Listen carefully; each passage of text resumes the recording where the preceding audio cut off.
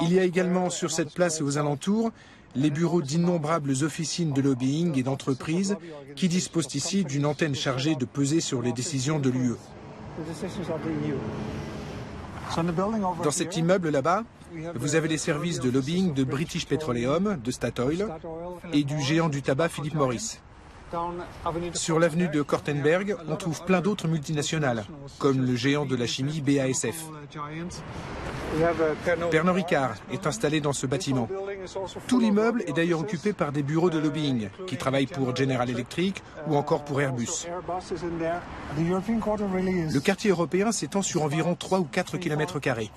C'était avant un quartier résidentiel, mais il abrite aujourd'hui essentiellement des bureaux, que ce soit ceux des institutions de l'Union ou des organismes de lobbying qui s'efforcent d'influencer les décisions que prennent ces institutions.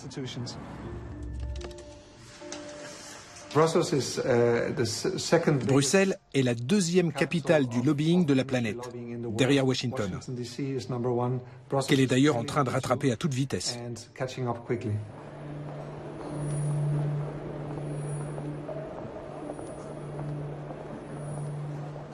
Il y a entre 10 et 20 000 lobbyistes à Bruxelles.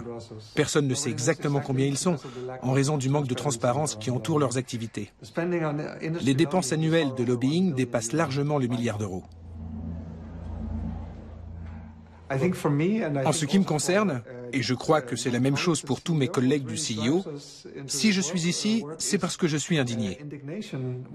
Indigné de constater que ceux qui ont beaucoup d'argent, et notamment les grandes entreprises, ont les moyens de s'immiscer dans le processus de prise de décision et de contrôler ce qui devrait être un mécanisme démocratique. Ce n'est pas ce que l'on attend de la démocratie. Ce n'est pas la démocratie.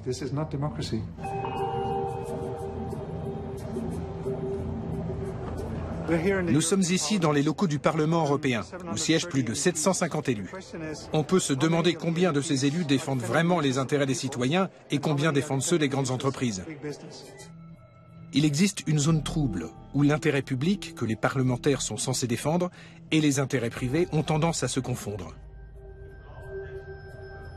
Une enquête menée par des journalistes avec une caméra cachée a permis d'exposer au grand jour certaines de ces activités. Le cas d'Ernst Strasser, leader des conservateurs autrichiens au Parlement européen, est certainement celui qui a fait le plus de bruit.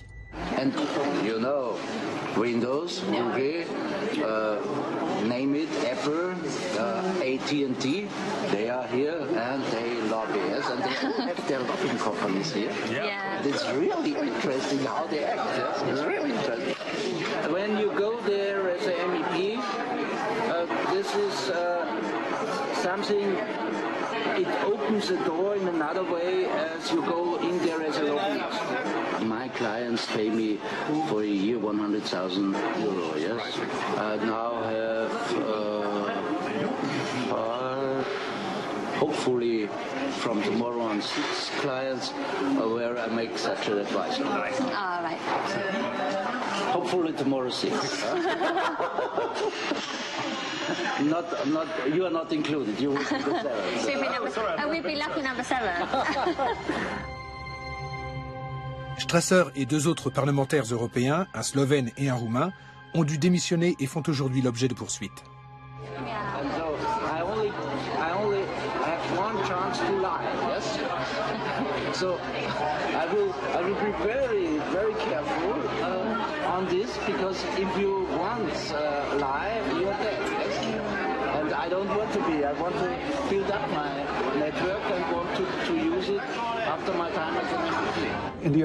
Au début des années 90, je travaillais pour une organisation écologiste d'Amsterdam, qui collaborait avec d'autres ONG du même genre, un peu partout en Europe. Un jour, pendant l'été 1993, nous avons reçu un fax au bureau. Il venait du sud de la France, d'un groupe écologiste local. Ce groupe se battait contre la construction d'une autoroute dont le tracé passait par la vallée d'Aspe, une zone écologiquement très importante, située dans une région magnifique. Il nous demandait si nous avions des informations sur le rôle de l'Union européenne et en particulier de la Commission dans ce projet autoroutier.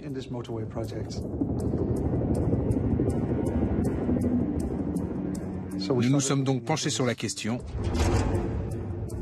et nous avons découvert que ce projet s'inscrivait dans le cadre d'une initiative beaucoup plus vaste, baptisée Réseau transeuropéen. Ce super projet portait sur le plus grand programme d'infrastructure jamais mis en chantier, pour un budget estimé à 400 milliards d'euros.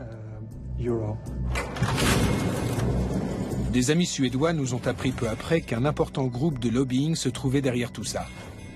Ils nous ont en effet demandé si nous connaissions l'ERT, la table ronde des industriels européens. Je n'en avais jamais entendu parler. Je me suis donc mis en devoir de me renseigner sur cet organisme. Je n'ai rien trouvé dans nos archives. Je me suis alors plongé dans la presse économique, un monde qui m'était étranger. En parcourant le Financial Times, l'Economist et divers titres allemands, j'ai finalement découvert l'existence d'un rapport intitulé « Reshaping Europe », « Refaçonner l'Europe », publié peu de temps auparavant. L'information semblait intéressante et nous avons donc commandé ce rapport au siège de la table ronde.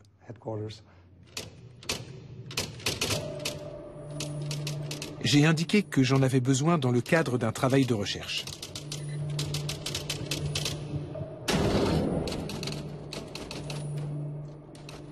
Je n'espérais pas obtenir de réponse. Pourtant, quelques jours plus tard, j'ai reçu une grosse enveloppe marron.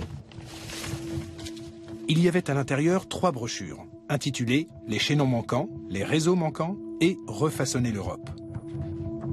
J'ai parcouru les 2 premiers fascicules. C'était étrange, j'avais l'impression d'avoir déjà lu ça quelque part. Eurotunnel, liaison scandinave, corridor des Pyrénées. Je suis retourné dans nos archives. J'ai sorti le projet Réseau transeuropéen de la Commission. Je l'ai lu attentivement, en le comparant avec les autres documents.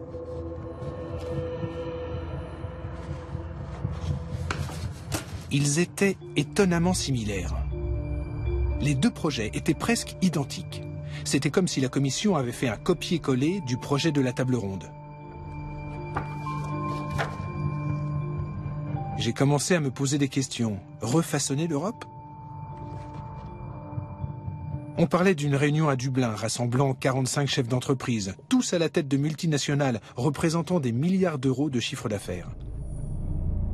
Des entreprises comme Fiat, Lafarge, British Petroleum, Hearst, Nestlé, Siemens, Shell, Unilever et quelques autres, qui apportaient tout leur soutien au rapport que j'avais entre les mains. Les auteurs étaient 3 chefs d'entreprise, Jérôme Monod, Per Gyllenhammar et Wiese Dekker. Habitant les Pays-Bas, je connaissais Wiese Dekker, le patron de Philips, l'une des plus grosses entreprises du pays. Per Gyllenhammar était à la tête du constructeur automobile Volvo. Jérôme Monod dirigeait la Lyonnaise des Eaux, une grande multinationale française. Les auteurs de ce rapport étaient donc 3 grands patrons, à la tête de 3 des plus grandes entreprises d'Europe. Il s'agissait d'un manifeste politique rédigé par des capitaines d'industrie.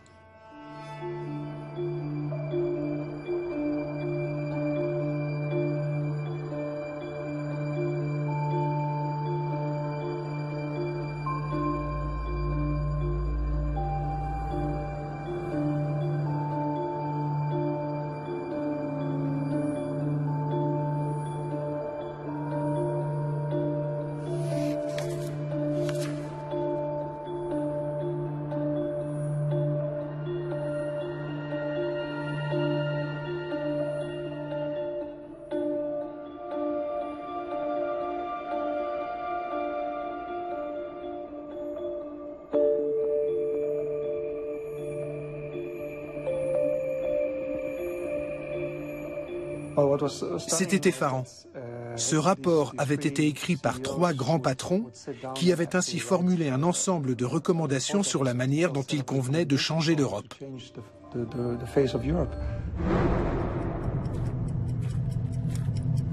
En décembre 1993, le réseau d'ONG pour lequel je travaillais avait décidé d'organiser sa réunion annuelle à Bruxelles. Nous étions encore sous le coup de ce que nous avions découvert à propos de la table ronde européenne et de son influence. Il n'existait à l'époque aucune étude sérieuse mettant en évidence le pouvoir qu'exerçaient les grandes multinationales sur la politique de l'Union européenne. Nous nous sommes dit que c'était l'occasion rêvée d'attirer l'attention sur le rôle de la table ronde. Nous avons donc réfléchi à ce que nous allions faire et nous avons décidé de mener une action spectaculaire. Nous avons rédigé un communiqué de presse et le lendemain, à la première heure, nous nous sommes présentés au siège de la table ronde. L'un d'entre nous a sonné à la porte et a expliqué à la secrétaire qu'il était étudiant et qu'il avait besoin de certains documents pour ses recherches. Lorsque la porte s'est ouverte, nous nous sommes tous engouffrés à l'intérieur et nous avons investi les locaux de l'organisation.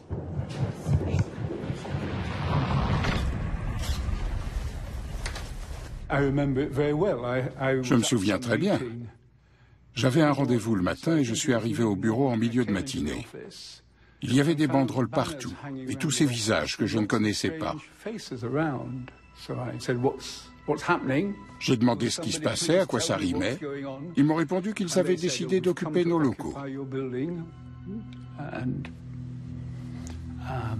Ils cherchaient peut-être l'affrontement. Ils voulaient peut-être que j'appelle la police pour qu'elle les mette dehors, mais ça ne m'a pas semblé être la bonne solution. Finalement, il se trouve que nous avions programmé un déjeuner entre collègues. J'ai donc emmené mes collaborateurs au restaurant et nous avons laissé là les activistes.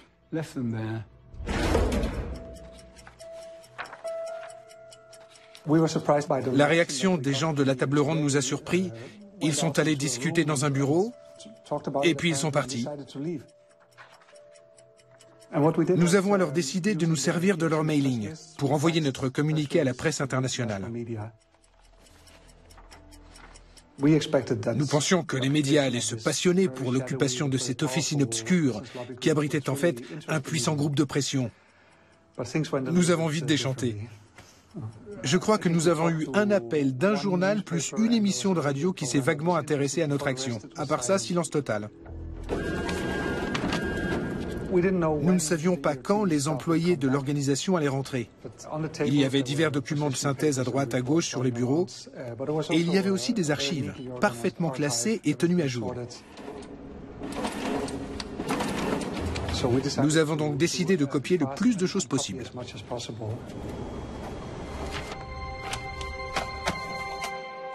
Nous avons notamment trouvé des courriers, des requêtes de la table ronde européenne à divers gouvernements européens, ainsi qu'à la Commission, avec les réponses correspondantes. Ces documents montraient de manière manifeste que cette organisation avait partout ses entrées et qu'elle exerçait une influence incroyable.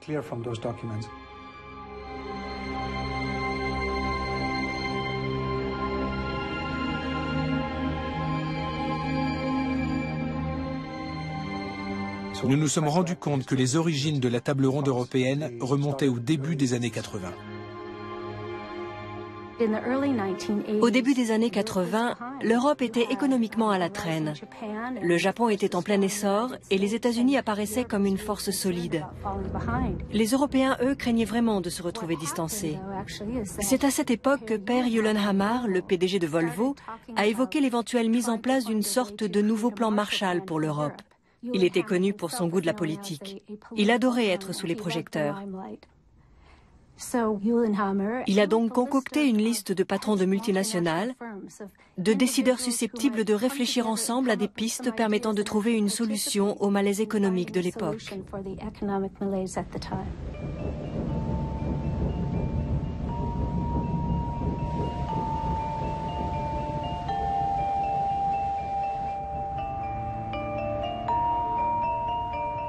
Le membre de la commission qui a vraiment joué un rôle central, c'est un Belge, Étienne Davignon. Il avait une expérience à la fois de diplomate et d'homme d'affaires, et il voyait bien qu'il y avait un vide. Il disait, si je veux parler à l'industrie européenne, je n'ai pas d'interlocuteur. Quand j'étais commissaire en charge des affaires industrielles, j'ai pu constater qu'il y avait un déficit de contact entre la Commission et les opérateurs économiques. Les seules relations qui existaient à l'époque s'exerçaient par le canal des fédérations de l'industrie à un niveau, disons, très officiel. Mais il n'y avait aucun contact direct avec les dirigeants d'entreprise. Je me suis dit qu'il y avait là un manque. Nous avons donc décidé de mettre en place un groupe d'industriels, la future table ronde européenne, pour avoir leur point de vue.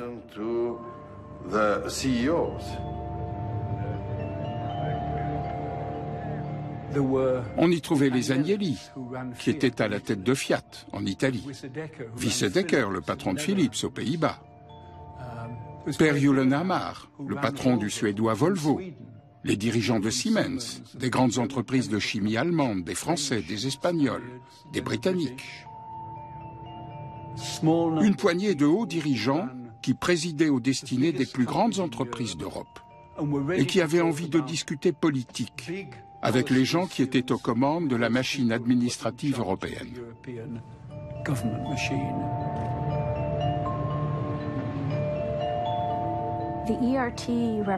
C'était la première fois que des multinationales s'organisaient délibérément et politiquement au niveau européen pour tenter d'influencer la politique européenne. Ces gens-là ont donc rencontré Jacques Delors, qui était le président visionnaire de la Commission de l'époque. Et ils se sont rendus compte que celui-ci pensait exactement comme eux. Ils ont donc décidé de travailler ensemble et de mettre leurs idées en commun. C'était une véritable avancée.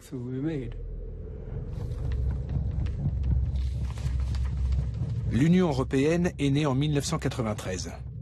On nous l'avait vendue comme un projet politique.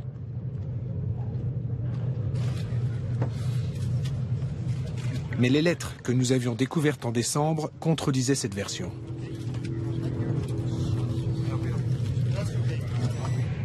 L'Union européenne avait-elle été élaborée par la table ronde européenne dans le cadre d'une stratégie globale au même titre que le projet de réseau européen?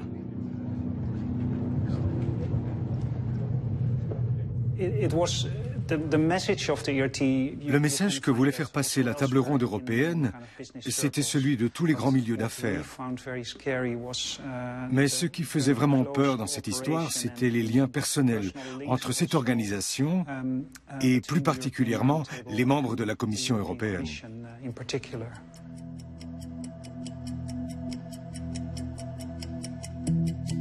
Les documents que nous avions trouvés montraient que la table ronde et la Commission européenne se rencontraient régulièrement.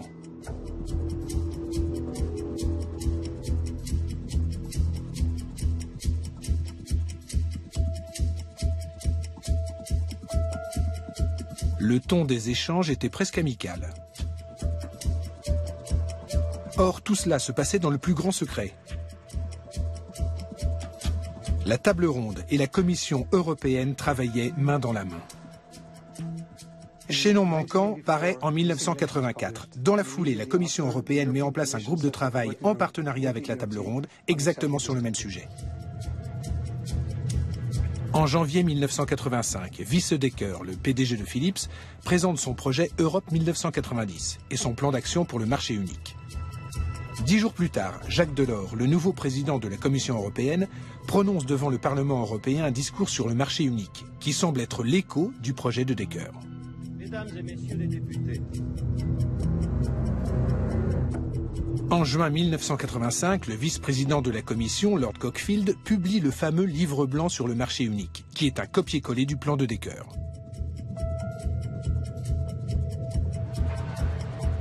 Tous les 6 mois a lieu un sommet de l'Union européenne. Et tous les 6 mois, la table ronde se réunit quelques jours avant l'UE.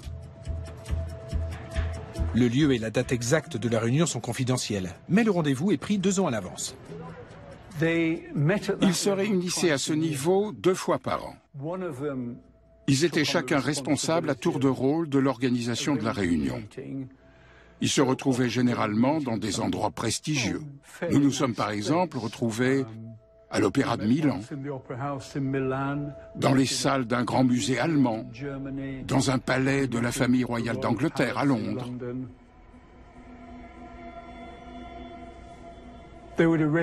Généralement, le Premier ministre ou le ministre des Affaires étrangères du pays hôte étaient invités à prendre la parole. Il faut comprendre que la table ronde européenne était un club de grands chefs d'entreprise qui fonctionnait comme tel. Il n'y avait pas de délégués. Ils étaient tous là en personne pour discuter avec leurs pairs sur un pied d'égalité. Ça fonctionnait donc comme n'importe quel club, un club de joueurs de fléchettes par exemple. Toutes les rencontres se passaient de cette manière. Ils y consacraient tous 48 heures de leur temps, ce qui est beaucoup, puis repartaient chez eux. Nous espérions qu'ils diffuseraient ensuite le message autour d'eux, dans leurs pays respectifs, auprès de leurs pairs, des membres du gouvernement et de la classe politique, qu'ils en parleraient plus largement, en expliquant que nous devions bâtir une Europe plus efficace, et que sans l'Europe, nous étions perdus.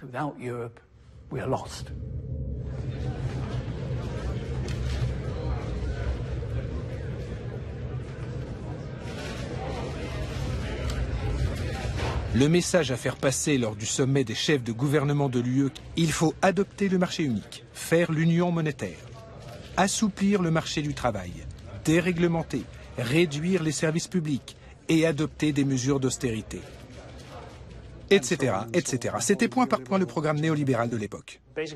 Nos soupçons ont été confirmés par une universitaire américaine qui avait décidé de travailler sur le sujet, Maria Greencowles. J'avais envie de faire une étude sur l'Europe et sur l'Union européenne en particulier. Aux États-Unis, on ne savait pas grand-chose du programme de marché unique. Ce sont finalement des hommes d'affaires américains qui ont porté la question devant le Congrès. Et tout d'un coup, on a commencé à parler de la forteresse Europe, de la création par la communauté européenne de l'époque d'une entité qui allait se fermer aux entreprises américaines. Je me suis alors demandé si le secteur privé n'avait pas joué un rôle dans cette initiative.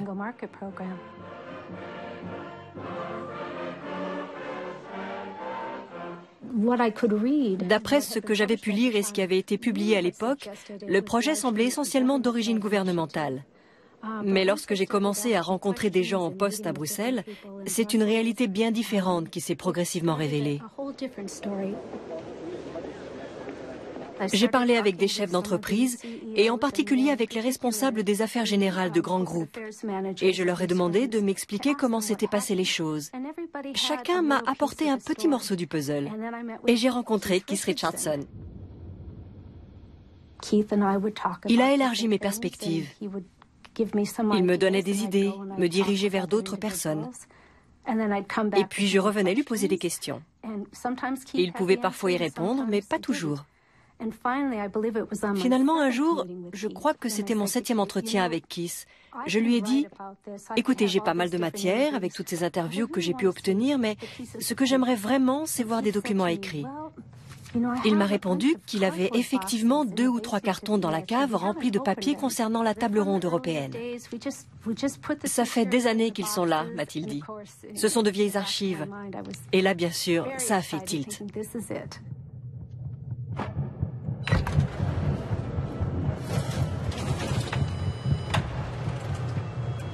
Maria Greencowles a notamment découvert un téléx de Wiese Dekker, le PDG de Philips.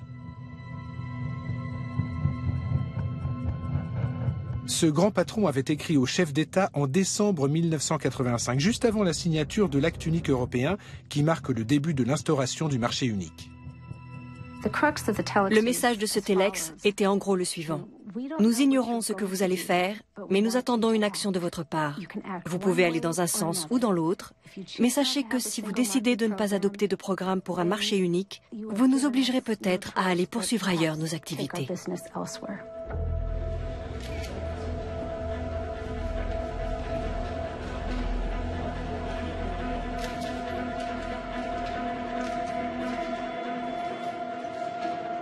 La menace était claire. La table ronde européenne représentait 60% de la production industrielle de l'Europe de l'Ouest. C'était un pur chantage. Pourquoi aucun gouvernement n'a-t-il fait état du téléx de Dekker, ni des autres menaces qui ont suivi? Alors qu'ils sont composés d'élus, censés nous représenter.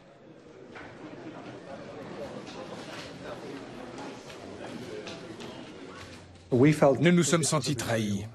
Et nous nous sommes dit qu'il fallait faire quelque chose. Il fallait que le grand public soit mis au courant. Et nous avons décidé de sortir un livre sur cette affaire.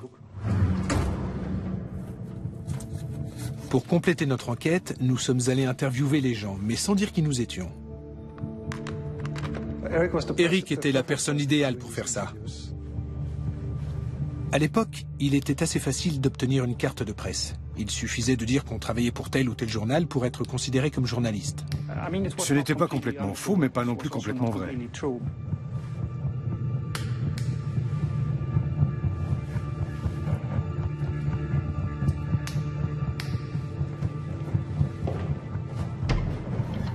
Au milieu des années 90, la table ronde européenne était partout. Au sein des comités consultatifs conseillant la Commission, dans les groupes d'experts, dans les organismes de recherche, dans les clubs de réflexion. Pour certains, ce n'était plus un groupe de lobbying, mais une partie intégrante des institutions de l'Union.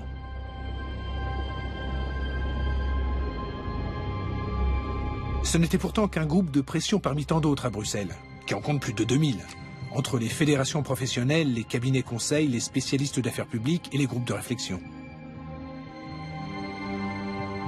Nous nous sommes donc plongés dans le monde des lobbies.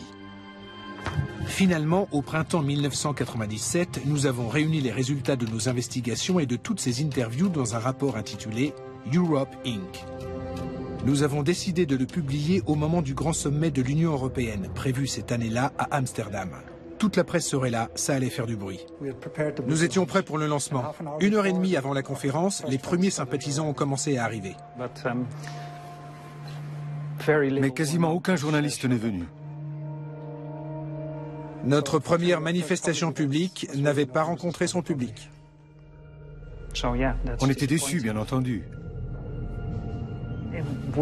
On pensait avoir déniché des informations explosives qu'on présentait dans un bel emballage, et la presse n'a absolument pas suivi. C'était une grosse déception.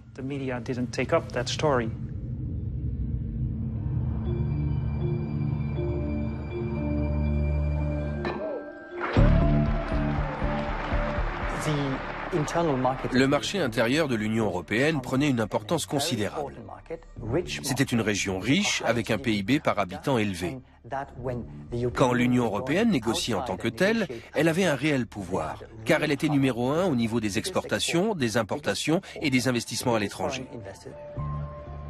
Mais Sir Leon Brittan, le commissaire de l'Union européenne chargé du commerce, se plaignait qu'à chaque fois qu'il était amené à négocier avec les États-Unis, il se retrouvait face à son homologue américain,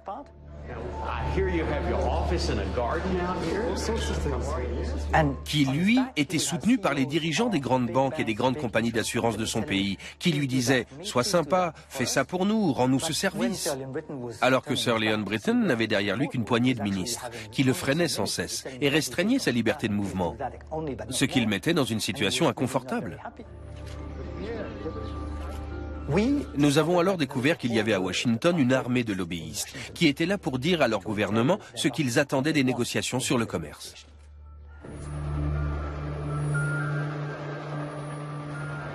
L'Organisation mondiale du commerce a été imaginée à un moment où le monde connaissait une importante vague de privatisation. La pensée dominante voulait que ce qui était bon pour les grandes entreprises était bon pour la société en général, et qu'il fallait donc leur laisser un maximum de liberté. En octobre 1997, j'ai pris le train pour Paris, pour me rendre à une réunion qui devait rassembler des militants du monde entier afin de discuter d'un accord sur le commerce qui était en cours de négociation à huis clos au siège de l'OCDE. Les négociations portaient sur l'accord multilatéral sur l'investissement, l'AMI, qui concernait les investissements internationaux. Vu de l'extérieur, ça paraissait assez anodin. Pourtant, concrètement, c'était une offensive en règle, potentiellement dangereuse pour la démocratie.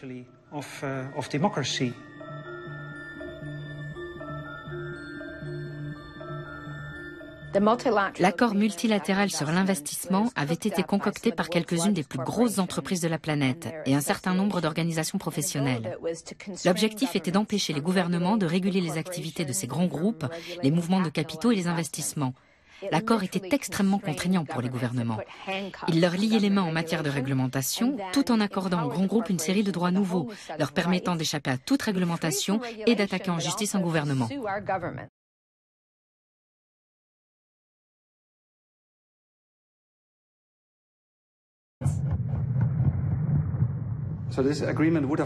S'il avait été adopté, ce texte aurait par exemple obligé un gouvernement souhaitant renforcer la protection de l'environnement à dédommager les entreprises étrangères. Même chose s'il voulait améliorer le code du travail, garantir l'égalité des sexes ou encore taxer le capital. L'AMI aurait même permis aux entreprises de demander à être indemnisées pour un éventuel manque à gagner entraîné par l'adoption d'une nouvelle loi ou d'une nouvelle réglementation, ce qui est totalement contraire à toute logique, y compris à celle du libre-échange.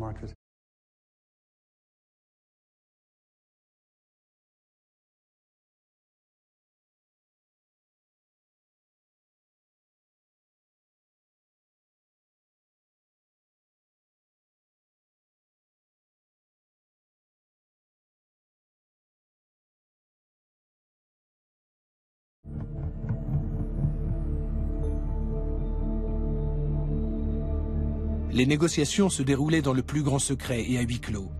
Mais heureusement, il y a eu une fuite. Des militants canadiens ont réussi à se procurer une copie numérique du projet officiel. La fuite a manifestement été le fait d'un fonctionnaire attaché au principe de la démocratie dont nous respecterons l'anonymat. Nous avons publié le texte sur un site internet avec des commentaires pour permettre au commun des mortels de comprendre de quoi il retournait. Quand l'affaire a été rendue publique, il s'est avéré que plusieurs gouvernements européens n'étaient même pas au courant.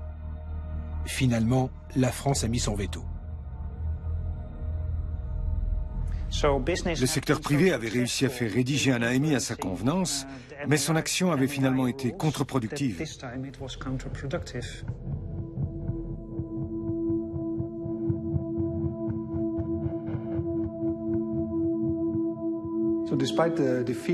Mais même après l'échec des négociations sur l'AMI au sein de l'OCDE, le commissaire Leon Brittan ne s'est pas avoué vaincu. Il a tenté de relancer l'initiative, en la baptisant autrement et en l'inscrivant dans le cadre des discussions sur la création de l'OMC.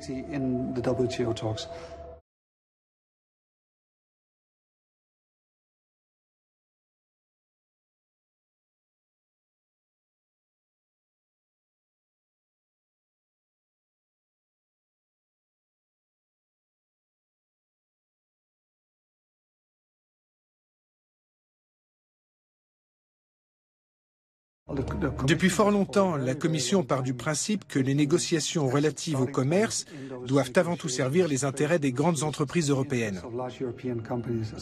Ainsi, par exemple, quand nous demandons à la Commission de nous communiquer des documents comme des courriers, des comptes rendus de réunions, pour essayer de suivre le déroulement des débats sur le commerce, elle traite nos requêtes comme des actes hostiles.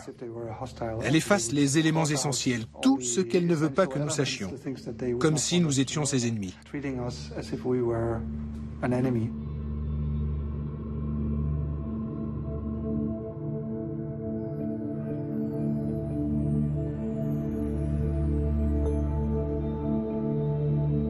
Sir Leon Brittan n'a finalement pas fait le voyage à Seattle.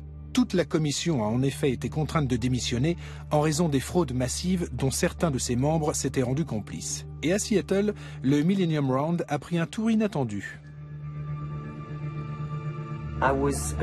J'étais descendu à l'hôtel Hilton et la conférence se déroulait au Sheraton, à 500 mètres de là. Et je n'ai pas pu quitter mon hôtel à cause d'un manifestant allongé devant la porte et qui bloquait la sortie. Il y avait un policier à côté de lui et je lui ai demandé « S'il vous plaît, est-ce que je peux sortir? J'aimerais aller travailler. »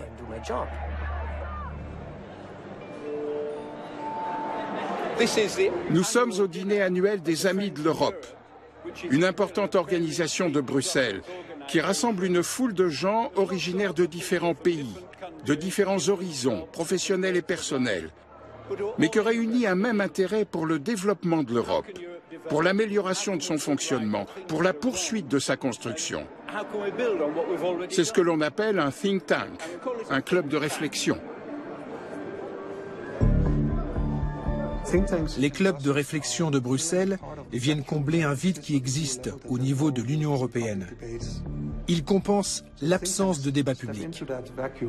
Ils permettent à un certain débat de se développer au sein de la bulle bruxelloise. On y trouve des responsables politiques nationaux, des professionnels de la politique européenne, des fonctionnaires, des eurocrates endurcis, des diplomates, des hommes d'affaires, des universitaires, toutes sortes de gens. Bruxelles ressemble un peu à un village. Tout le monde se parle. Quand je travaillais pour la table ronde européenne, mon travail consistait notamment à entretenir les contacts. Les clubs de réflexion ne sont pas des lobbies en soi, mais ils font partie du paysage et du système de lobbying, car les entreprises s'en servent pour faire passer leurs demandes et leurs points de vue. Et tous sont en grande partie financés par le secteur privé. Ils ont plusieurs sponsors, dont Microsoft. Les entreprises américaines sont très présentes en Europe, et notamment Microsoft. Pourquoi pas? Bruxelles comptait à une époque des clubs de réflexion directement financés par l'industrie pétrolière et qui avaient pour mission de s'interroger sur la réalité du changement climatique et sur la nécessité pour les gouvernements d'imposer des réductions d'émissions de CO2.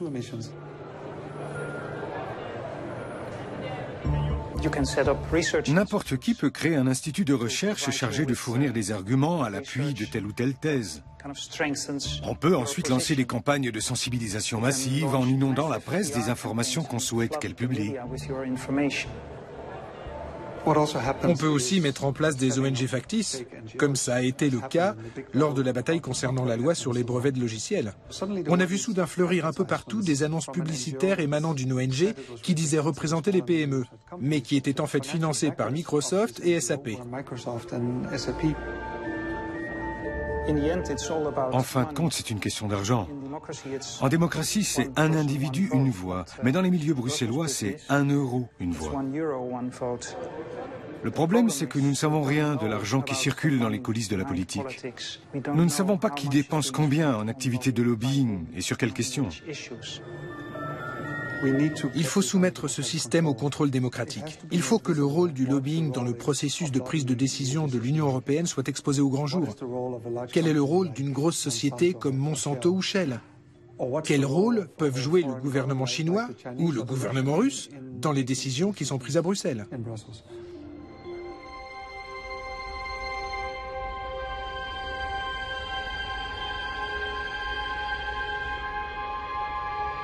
Nous nous sommes longtemps battus pour que le lobbying soit réglementé.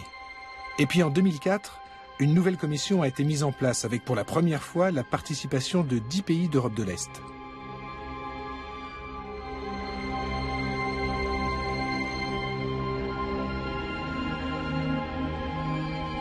Lorsque cette commission a commencé ses travaux à l'automne 2004, nous avons adressé à son président, José Manuel Barroso, une lettre ouverte signée par une bonne cinquantaine d'ONG.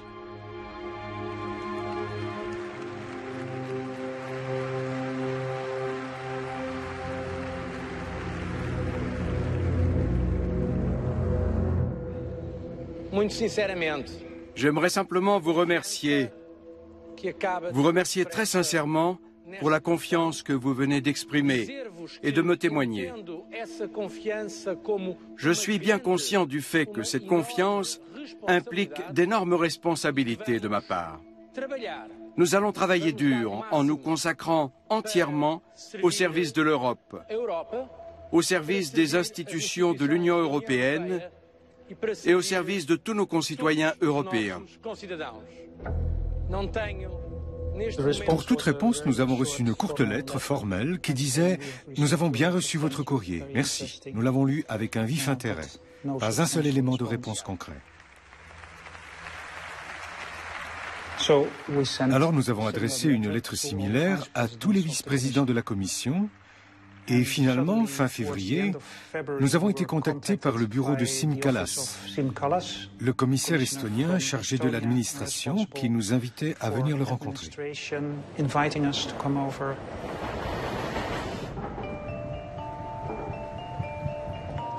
Nous nous sommes donc rendus dans les bureaux de M. Kallas, qui se trouvaient quelque part dans les derniers étages. On ne savait pas du tout ce qui allait se passer. C'était la première fois qu'un membre de la commission demandait à nous voir. C'était assez excitant. Nous avons été accueillis par M. Kallas en personne et par l'un des membres de son cabinet. Il tenait à la main une brochure qui nous a fait sourire. C'était un petit guide de la planète lobby de Bruxelles, un réquisitoire ironique contre les activités des lobbyistes au sein de l'Union, que nous avions écrit Eric et moi, en collaboration avec d'autres militants. Quand j'ai pris mes fonctions de commissaire chargé de l'administration, j'ai tout de suite constaté que la manière dont étaient prises les décisions au sein de l'Union européenne suscitait bien des interrogations. Et je me suis donné pour mission de lever une partie au moins des soupçons que les gens éprouvaient. Kallas nous a dit qu'il allait lancer une initiative européenne pour la transparence. Et nous avons vu tout de suite qu'il y avait là une vraie opportunité politique. Venant de l'extérieur, il comprenait parfaitement la vision que le citoyen lambda pouvait avoir de Bruxelles. Siim Kallas a donc décidé de s'attaquer au monde des lobbies. La Commission européenne est convaincue de la légitimité des activités des représentants d'intérêt et de la valeur de leur contribution au processus de prise de décision. Cependant, les choses doivent se dérouler dans la transparence. La Commission estime important de savoir qui sont les représentants d'intérêt, la nature exacte de ces intérêts et les modalités de leur financement. J'avais beaucoup travaillé sur ce discours. J'y avais mis toute mon énergie. J'y ai présenté, dans ces grandes lignes, l'initiative pour la transparence, en insistant sur ce qu'il fallait faire. L'accueil a bien entendu été passionné. Ça a suscité un certain nombre de réactions diverses et variées. Sans transparence financière, on ne saura jamais qui se cache derrière ces sociétés. Quand un avocat est-il avocat? Et quand est-il lobbyiste? Un peu plus de contrôle de notre action ne nuira pas à notre image auprès des électeurs. La transparence ne doit pas nous empêcher d'avoir des contacts avec la vraie vie, avec les groupes d'intérêt comme de non-intérêt. Merci, je suis persuadé que le commissaire Kallas le comprend fort bien.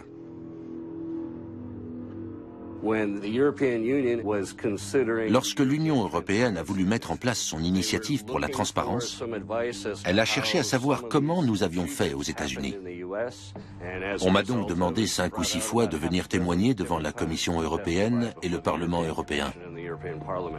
Très honnêtement, la première fois que je l'ai rencontré à la Commission européenne, Siim Kallas m'a fait une forte impression. C'est vraiment lui qui a fait comprendre à son organisation la nécessité de pratiquer la transparence. Au départ, il tenait absolument à mettre en place un système d'enregistrement obligatoire pour une transparence totale. Mais il a finalement dû composer avec la réalité politique.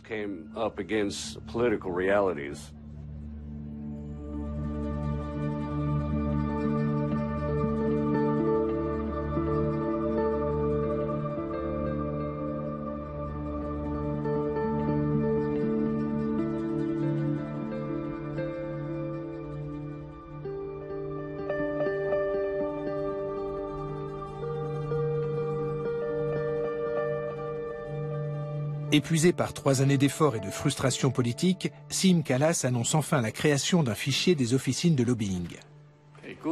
Bonjour. Bon après-midi plutôt. C'est aujourd'hui un grand moment.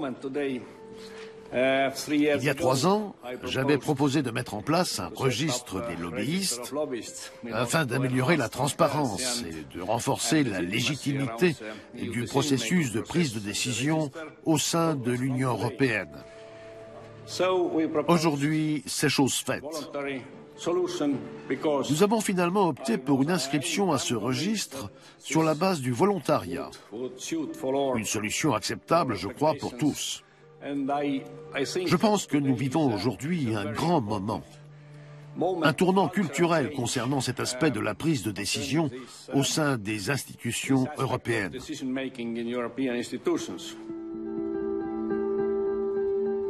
Contre toutes les recommandations des ONG et des experts, Siim Kallas a finalement mis en place un système d'enregistrement volontaire. Il n'a jamais pu obtenir davantage.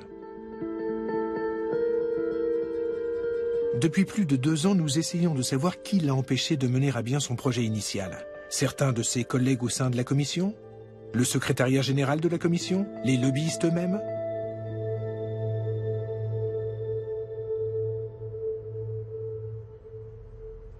Chaque année, la grande famille des lobbyistes de Bruxelles s'auto-congratule, distribuant prix et récompenses à ses membres les plus méritants.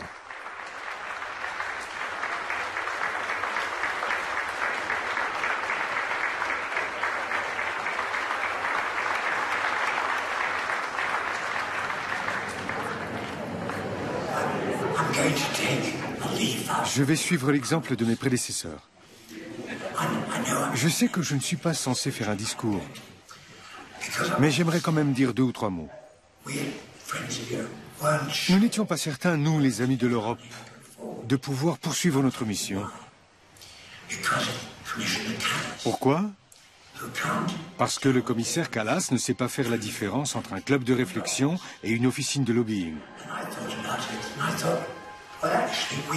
J'ai réfléchi à la question et je me suis dit que nous étions là, nous les amis de l'Europe, comme d'autres clubs de réflexion, pour faire valoir une certaine diversité de points de vue. Et vous, qui êtes chargé des relations publiques, vous nous aidez à faire connaître ces points de vue. Cette récompense est à nos yeux très importante, car c'est vous qui êtes les mieux placés pour savoir comment doit s'organiser le débat politique en Europe. Et c'est vous qui l'organisez. Merci beaucoup.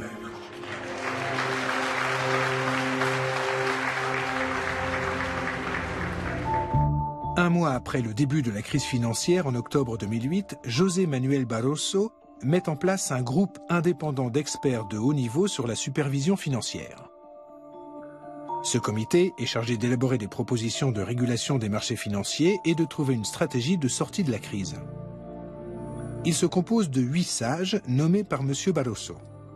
Jacques de la Rosière, Rainer Massera, Onno Ruding, Otmar Issing, Callum McCarthy, Leszek Balcerowicz, José Pérez Fernández et Lars Nyberg. Nous avons examiné les curriculum vitae de ces experts indépendants et nous avons trouvé des choses étonnantes. Jacques de la Rosière est coprésident d'un organisme de lobbying financier. Massera est lié à Lehman Brothers. Ruding à Citigroup. Issing à Goldman Sachs.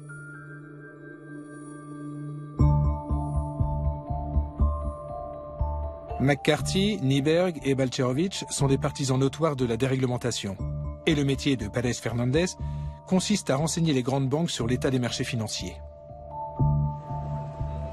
3 de ces 8 sages sont liés à des banques américaines, toutes directement responsables de la crise en cours. Balcerowicz est en outre très proche de certains clubs de réflexion américains marqués très à droite, comme l'Institut Cato, qui conseillait notamment l'administration Bush. Il est également lié à d'autres clubs néolibéraux de Bruxelles, de Pologne et du Royaume-Uni.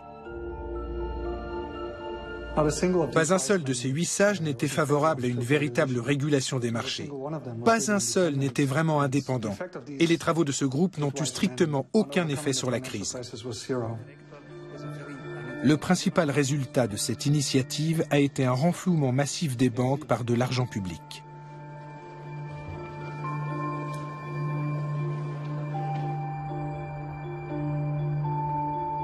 Après 20 ans de déréglementation et de libéralisation de son économie, l'Union européenne se retrouve soudain au bord de l'implosion. Est-ce là ce que voulaient les Européens? Est-il vraiment naïf de rêver d'une autre Europe?